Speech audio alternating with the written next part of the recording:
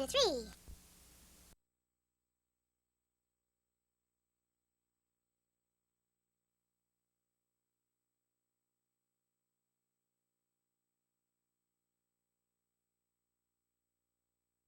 To have gone to the chair. This is the cell that the inmate is kept in up to 7 days prior to his execution.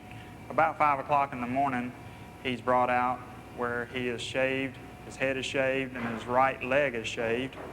And then he is brought through this door, which proceeds down a corridor, which goes to where the electric chair is. As he's going down the hallways, he's escorted by the assistant superintendent and the correctional officer chief, and is brought in here to the actual chamber. At this point, he is seated in the chair in front of the news media witnesses and the official witnesses who are already seated in the witness area. He's brought in and put into the chair, and the straps are placed around his chest and around his lap and on his arms. And then his legs are placed into these straps and secured there. After the inmate is secured in the chair, the superintendent will check the straps and ensure that they're all in place like they should be. He will then come over to the microphone that we have here in the chamber and remove the microphone and hold it up for the inmate to make a last statement to. He'll ask the inmate, "Do you have a last statement?" And he will either sometimes say something or sometimes won't. After that is completed, the superintendent will go over to the telephone and check with the governor's office to see if there's any last-minute stays. If he hears no last-minute stays from the governor's office, the electrode then is placed on top of the inmate's head. It's an actual cap with an electrode inside. It's secured onto his head. One of these electrodes here is then fastened onto the top of the headpiece. Another device is placed around his calf, and the other electrode is placed onto that piece. After that is completed, the superintendent will make a motion to the executioner, who is here inside the execution chamber where the executioner is. And he will nod to the executioner to go ahead and proceed with the execution. The executioner will throw a switch. The switch will start an automatic cycle starting out at 2400 volts at about 8 amps. At this point, after they have seen that it has been carried out, they observe some tendencies of the inmate when the voltage hits him to tense up. It's almost simulating as if someone was lifting weights. And that's the only motion that you see out of the inmate, is just a tensing of the muscles.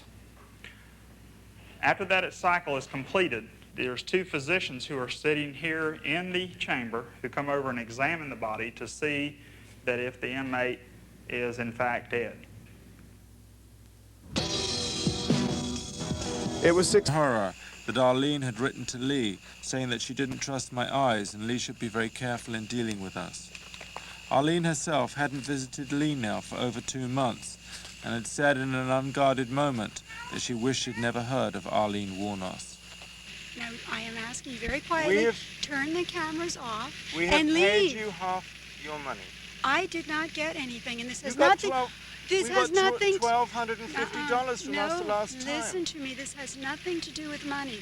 This has to do with trespassing and invasion of my privacy. I'm asking you to turn the cameras off and leave until Steve comes. This has to do with reneging on a deal that you made. I said I would speak with you. And a contract that you have signed. Yes, Stephen Glazier would be here. I do not see Mr. Glazier's body anywhere on the premises. Mr. Glazier is not written into the contract. The only time we can film you is with Mr. Glazier.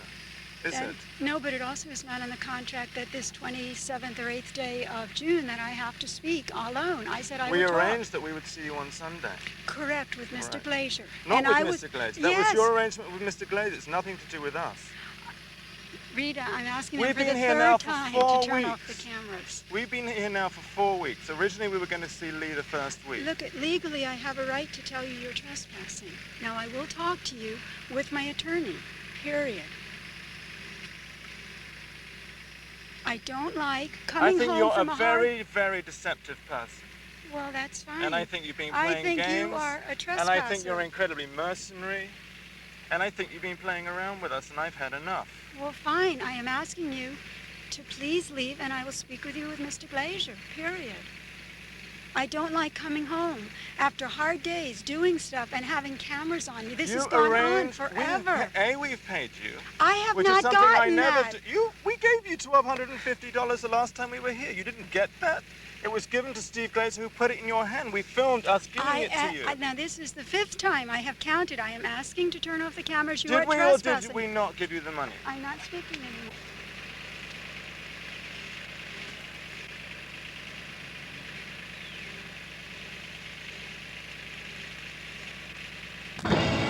I've been waiting so long.